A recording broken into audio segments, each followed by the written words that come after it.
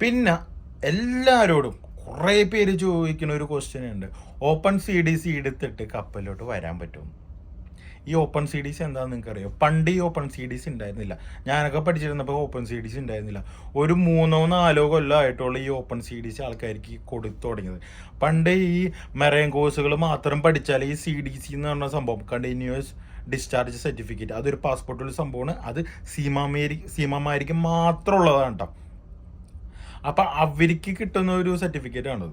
എന്താ സംഭവം എന്ന് വെച്ചാൽ, ഇത് ഓപ്പൺ ആയി കൊടുത്തെന്ന് വെച്ചാൽ നമ്മൾ ടെക്നിക്കൽ പരമായ എന്തെങ്കിലും പഠിച്ചിട്ടുണ്ടോ, എന്തെങ്കിലും ഡിപ്ലോമ കോഴ്സുകൾ പഠിച്ചിട്ടുണ്ടോ, +2 കഴിഞ്ഞിട്ടുണ്ടോ, ചെറിയൊരു ഫിറ്റർ എന്നുവെച്ചാൽ അങ്ങനത്തെ ചെറിയ ചെറിയ വെൽഡിങ് കോഴ്സുകൾ അങ്ങനെയൊക്കെ പഠിച്ചവർക്ക് ഈ ഇപ്പോൾ സി ഡി സി കൊടുത്തിട്ട് ഈ ഓപ്പൺ സി ഡി സി എന്ന് പറഞ്ഞ സംഭവം വന്നു. അപ്പോൾ ഈ ആൾക്കാരെന്താ ചെയ്യണമെന്ന് വെച്ചാൽ 1500 എങ്ങാണ്ടുള്ളൂ ഓൺലൈനിൽ നിങ്ങൾക്ക് ഓപ്പൺ സി ഡി സിക്ക് അപ്ലൈ ചെയ്യുക. പാസ്പോർട്ടും പിന്നെ നിങ്ങളുടെ ബേസിക് ക്വാളിഫിക്കേഷനും മാത്രം മതി. ഈ ഡിപ്ലോമ എന്തെങ്കിലും ചെറുത് അതുണ്ടെങ്കിൽ നിങ്ങൾക്ക് ഓപ്പൺ സി ഡി സി കിട്ടും. ഓപ്പൺ സി ഡി സി കിട്ടിയിട്ട് ഈ STCW 15,000 STCW ചെയ്യാനായിട്ട് ബേസിക് അതും കൂടി ചെയ്ത് കഴിഞ്ഞാൽ ആൾക്കാർ കപ്പലോട്ട് പോകാമെന്നാണ് ആൾക്കാരുടെ ഒരു മെൻറ്റാലിറ്റി. അതെങ്ങനെ പോകാനാണ്? ഇത്രയും കാര്യങ്ങൾ നിങ്ങൾക്ക് ഉണ്ടെങ്കിൽ നിങ്ങൾക്ക് കപ്പലിനെ കുറിച്ച് എല്ലാം അറിയാമെന്ന് നിങ്ങൾക്ക് വിചാരിച്ചു. കമ്പനിയിലോട്ട് ഈ 2 സാധനങ്ങളും എനിക്കുണ്ടെന്ന് പറഞ്ഞിട്ട് കപ്പലിലെടുക്കാൻ പറഞ്ഞാൽ നിങ്ങൾക്ക് അവർ ജോലി തരാൻ പോവുകയാണ്? ഇല്ല, ഒരാളും തരൂല. 10% ആൾക്കാർ, 20% ആൾക്കാർ നല്ല നല്ല കമ്പനികൾ കൊടുക്കാറുമില്ല. കൊടുക്കണുണ്ട്. എന്താ കാര്യം എന്ന് വെച്ചാൽ റെഫറൻസ് വഴി, പിന്നെ ട്രെയിനുകളായിട്ട് മറ്റേ റൈഡിങ് ക്രൂ എന്നൊക്കെ പറയും. ഇവിടെ ഷിപ്പിങ്ങും കാര്യങ്ങളും കുറച്ച് മോശമായ ഷിപ്പുകൾ, കുറച്ച് കൂടുതൽ തുരുമ്പുള്ള ഷിപ്പുകളൊക്കെ ഉണ്ടെങ്കിൽ തുരുമ്പ് കളയാൻ വേണ്ടി മാത്രം അവരെ കുറച്ച് നാളത്തേക്ക് കപ്പലിലോട്ട് കൊണ്ടുപോയിട്ട് അത് മാത്രം ചെയ്യിച്ചിട്ട് അവരെ വിടും. ആയിട്ട് എക്സ്പീരിയൻസ് ആയിട്ട് ട്രെയിൻ OS ഏറ്റവും താഴത്തെ തട്ടിലോട്ട് ജസ്റ്റ് കയറാമെന്ന് മാത്രമേ ഉള്ളൂ. ആ ഒരു എക്സ്പീരിയൻസ് ഉണ്ടെങ്കിൽ മാത്രം. അപ്പം നിങ്ങളുടെ എല്ലാവരും വിചാരം അങ്ങനെ കയറാലോ എന്നാണ്. അങ്ങനെ എന്തെങ്കിലും വഴി ഉണ്ടെന്നാണ് എല്ലാവരും ചോദിക്കാനുള്ളത്.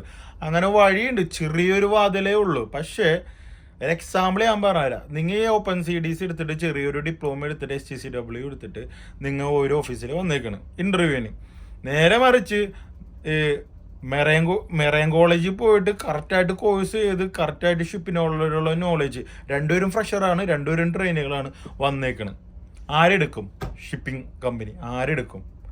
ആർക്കാണ് പ്രയോറിറ്റി കൂടുതലുള്ളത്? ഇവർക്കാണ്. ഈ മെറൈൻ കോളേജിൽ പഠിച്ചവർക്കാണ് ഈ പ്രയോറിറ്റി കൂടുതലുള്ളത്. അത് നിങ്ങൾ വിചാരിക്കണം. അപ്പം നിങ്ങൾ വളഞ്ഞും മൂക്ക് പിടിക്കാണ്ട് ഡയറക്റ്റ് പോയി ഒരു 6 മാസം കോഴ്സിൽ അത് നിങ്ങൾ അത് ചെയ്താൽ കിട്ടും. നിങ്ങൾക്ക് ഡയറക്റ്റായിട്ട് നിങ്ങൾക്ക് ഹോപ്പ് ഉണ്ട്, ഞാൻ പഠിച്ചിട്ട് എനിക്ക് കറക്റ്റായിട്ടുള്ള സർട്ടിഫിക്കറ്റ് ഉണ്ട്, എനിക്ക് അപ്ലൈ ചെയ്താൽ കിട്ടുമെന്നുള്ളൊരു വിശ്വാസം നിങ്ങൾക്ക് കിട്ടും. ആരും നിങ്ങളെ പുറത്താക്കൂല ഓഫീസിൽ ചെന്നാൽ. പക്ഷേ മാക്സിമം ആൾക്കാർ എന്താ ചെയ്യണമെന്ന് അറിയോ? തട്ടിക്കൂട്ടിൽ കുറച്ച് പൈസ ഒപ്പിച്ചിട്ട് ഈ ഓപ്പൺ സി ഡി സി എടുത്ത് STCW എടുത്തിട്ട് കുറേ ഏജൻറ്റുമാർ നാട്ടിൽ പറ്റിക്കാൻ നടക്കുന്നുണ്ട്. എല്ലാവരും പറയണല്ല, ഒരു 60-70% ഏജൻറ്റുമാരെ ഞാൻ പറയണം. അവരുടെ ചെന്നിട്ട് അപ്രോച്ച് ചെയ്യും ഇങ്ങനെ അല്ലെങ്കിൽ അവർ നിങ്ങളെ അപ്രോച്ച് ചെയ്യും. സി ഡി സിയും കാര്യങ്ങളില്ലേ, അത് മതി, ഞാൻ നിങ്ങളെ ഷിപ്പിൽ കയറ്റി തരാം, ഇത്ര ലക്ഷം തന്നാൽ മതിയെന്ന്. 3, 4, 5, 6 ലക്ഷം കൊടുത്തിട്ട് ഈ ഓപ്പൺ സി ഡി സി കയറ്റാന്ന് പറഞ്ഞിട്ട് കുറേ ഏജൻറ്റുമാർ ഇപ്പോഴും പറ്റിച്ചുകൊണ്ടിരിക്കുന്നുണ്ട്. പറ്റിക്കപ്പെട്ടിട്ട് കുറേ പേര് എൻ്റെ മുന്നുണ്ട്. എന്നിട്ട് അവർ ഫേക്ക് ഓഫർ ലെറ്ററും ഫേക്ക് ഫ്ലൈറ്റ് ടിക്കറ്റും എല്ലാം എടുത്തു കൊടുക്കും. ഫ്ലൈറ്റ് ടിക്കറ്റ് ആയിരിക്കും വേണമെങ്കിലും ബുക്ക് ചെയ്യുക. എന്നിട്ട് അത് നിങ്ങളെ കാണിച്ചിട്ട് അത് ക്യാൻസൽ ചെയ്താലും മതി. നിങ്ങൾ നോക്കുമ്പോൾ PNR നോക്കുമ്പോൾ ഓക്കെ, ഇന്ന ദിവസം നിങ്ങൾക്ക് ഫ്ലൈറ്റ് ടിക്കറ്റ് റെഡിയാണ്. വിസ എങ്ങനെയുണ്ടെങ്കിലും PDF അടിച്ചെടുക്കുക. വിസയുടെ കേസ്, പിന്നെ ഓഫർ ലെറ്റർ എങ്ങനെയുണ്ടെങ്കിലും PDF അടിച്ചെടുക്കുക. നിങ്ങൾ നോക്കേണ്ടത് ഒറ്റ കാര്യം മാത്രം. എന്ത് ഓഫർ ലെറ്റർ കയ്യിൽ കിട്ടിയാലും കമ്പനിയുടെ പേര് ഉണ്ടാവും, കമ്പനിയുടെ അഡ്രസ്സ് ഉണ്ടാവും, കമ്പനിയുടെ RPSL നമ്പർ.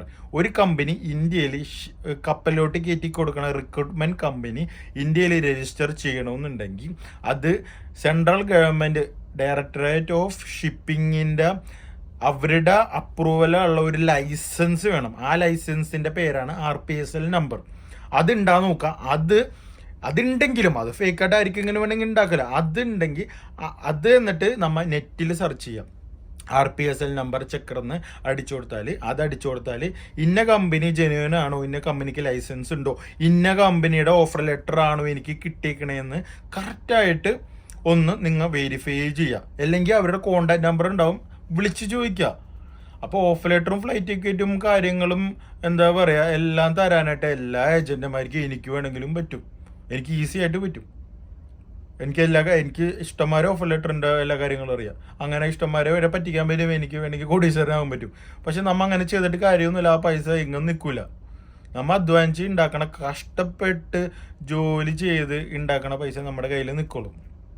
പിന്നെ എല്ലാം ദൈവത്തിൻ്റെ ഒരു അനുഗ്രഹവും കാര്യങ്ങളാണ്. പിന്നെ എങ്ങനെ നിങ്ങൾ അത്രയും കഷ്ടപ്പെട്ട് നിങ്ങൾ ഇൻ്റർവ്യൂ ചെയ്ത് നിങ്ങൾ കുറേ നാൾ വെയിറ്റ് ചെയ്ത് ഓഫീസിലൊക്കെ പോയി നിന്ന് എന്നിട്ട് നിങ്ങൾ കഷ്ടപ്പെട്ട ആ ജോലി കിട്ടുമ്പില്ലേ, അതിൻ്റെ വില ഷിപ്പിൽ ചെല്ലുമ്പോൾ നിങ്ങൾക്ക് അറിയാൻ പറ്റും. അല്ലാണ്ട് ചുമ്മാ കോഴ്സ് കഴിഞ്ഞിട്ട് അവർ 3 ലക്ഷം, ഇപ്പോൾ കോഴ്സ് കഴിഞ്ഞാലും വളരെ ഈസിയുണ്ട്. ഇപ്പോൾ മെറൈൻ കോഴ്സ് കഴിഞ്ഞാലും വളരെ ഈസിയാണ്. ഒരു 3 ലക്ഷം രൂപ ഉണ്ടെങ്കിൽ നിങ്ങൾക്ക് മാക്സിമം 3 ലക്ഷം രൂപ മതി. 3 ലക്ഷം രൂപ ഉണ്ടെങ്കിൽ നിങ്ങൾക്ക് ഏജൻറ്റുമാരുണ്ട് പുറത്ത്. കപ്പലിൽ ഒരു ഇൻ്റർവ്യൂ, ചിലപ്പോൾ ഒരു ഫോർമാലിറ്റിക്ക് ഉണ്ട്, ഒരു ഇൻ്റർവ്യൂ ഉണ്ടാവും.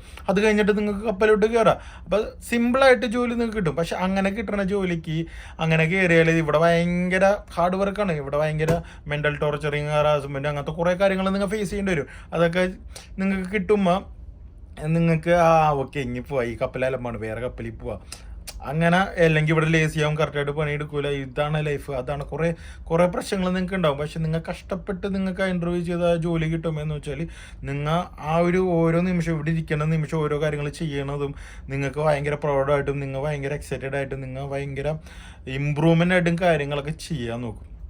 അതാണ് ഈ പൈസ കൊടുത്ത് കയറണതും പൈസ കൊടുക്കാണ്ട് കയറണതും. ഞാനൊക്കെ എന്ന് വെച്ചാൽ 2014 5-6 മാസം ബോംബെയിൽ കിടന്ന് നരയിച്ചിട്ട് ആണ്. ബോംബെയിലെ തന്നെ കുറേ വിശേഷം എനിക്ക് പറയാനുണ്ട്. നരകിച്ചിട്ടാണ് പല ഷോപ്പിലും പണിയെടുത്ത് പല കാര്യങ്ങളും ചെയ്താണ് അവിടെയൊക്കെ നിന്ന് ഭക്ഷണമൊക്കെ കഴിക്കാണ്ട്. എൻ്റെ ഡോക്യുമെൻറ്റ്സൊക്കെ ലോക്കായി പോയി. ഞാൻ ഏജൻറ്റ് വഴിയാണ് പോയത്.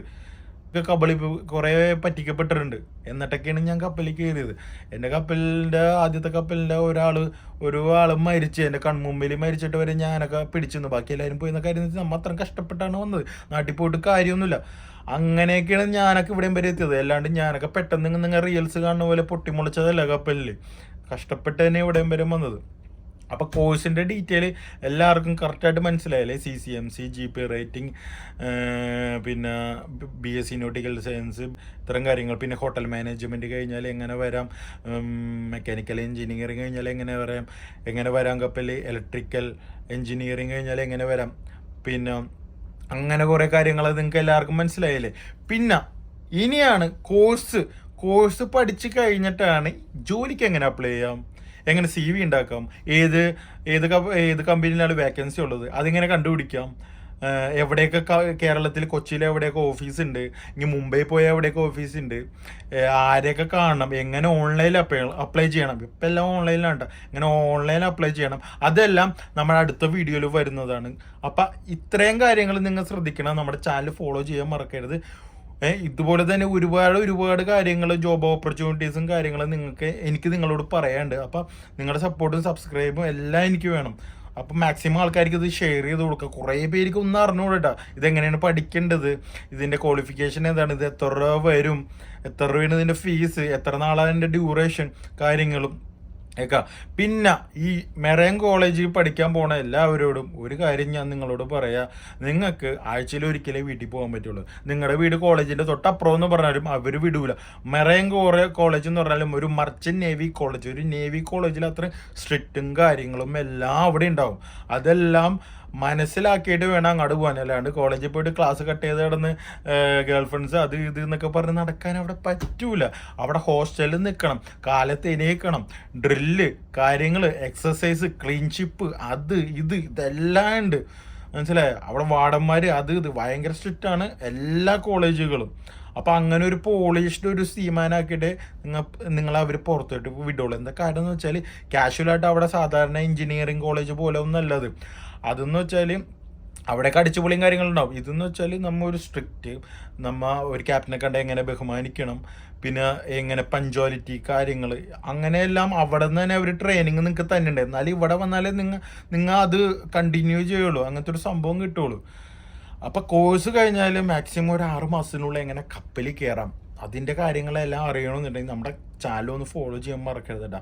അപ്പോൾ എല്ലാ കാര്യങ്ങളും ക്ലിയർ അല്ലേ? ഇനി എന്തെങ്കിലും വിട്ടുപോയിട്ടുണ്ടെങ്കിൽ, ഞാൻ എന്തെങ്കിലും പറയാൻ വിട്ടുപോയിട്ടുണ്ടെങ്കിൽ ഞാൻ അടുത്ത വീഡിയോയിൽ പറയുന്നതാണ്.